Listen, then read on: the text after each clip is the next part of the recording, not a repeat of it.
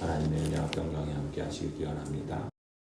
5절 말씀을 보면은 하나님께서 말씀하십니다. 나는 저 광야에서 그 메마른 땅에서 너희를 먹이고 살렸다. 그들을 잘 먹였더니 먹는 대로 배가 불렀고 배가 부를수록 마음이 교만해지더니 마침내 나를 잊었다. 이 배부른 가나안이 오히려 배고픈 광야보다 이스라엘에게는 더 큰 시험이었습니다. 약속의 땅 가나안에서 배부른 이스라엘 언약 백성들이 이집트 땅에서 건져주시고 광야에서 인도하신 하나님을 잊어버린 것이죠.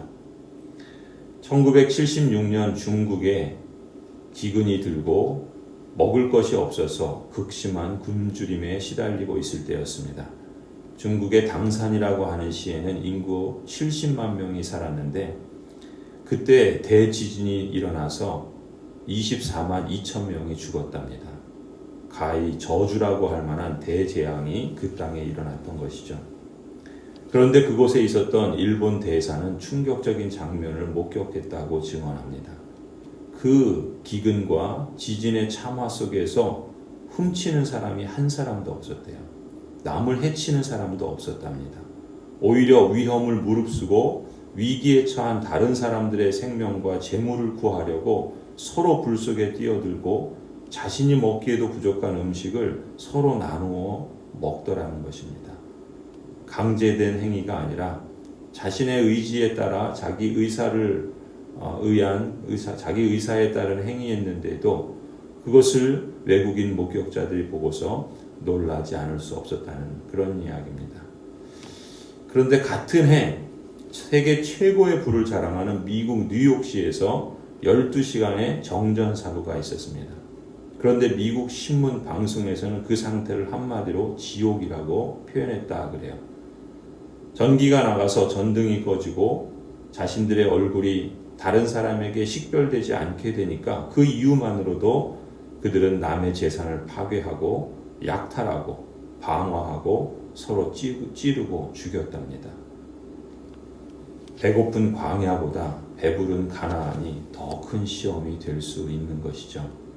배가 고플 때에는 하나님의 언약 백성들이 하나님을 바라보는데 정작 배가 부르면서 교만하여서 하나님을 잊어버리는 겁니다. 이때가 넘어지기 쉬운 때인 것이죠.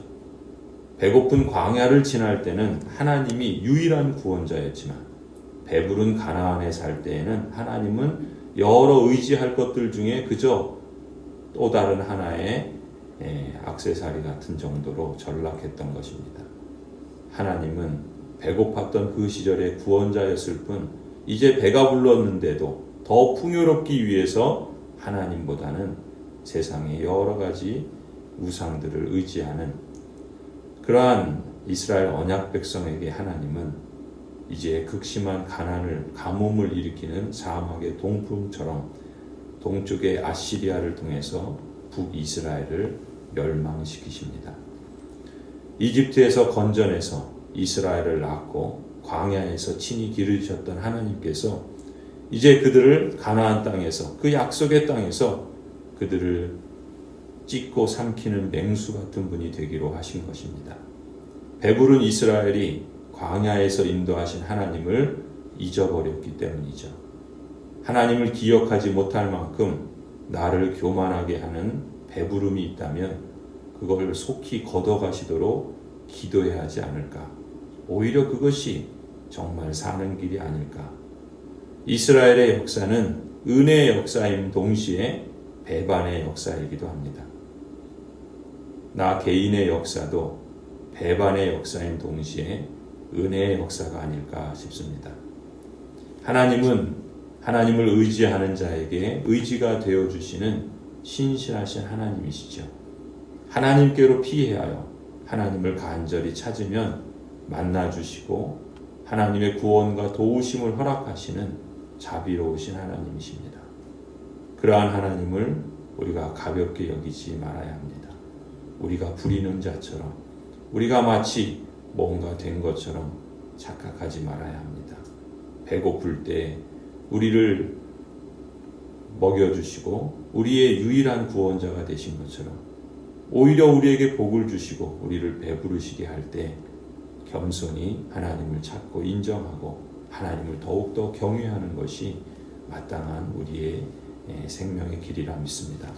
오늘도 우리 주님을 피난처로 삼을 뿐만 아니라 오늘도 우리 주님을 우리 삶의 주인으로 삼고서 겸손히 주님께 기도하고 하나님과 동행하는 여주 동행의 하루가 되기를 간절히 축원합니다.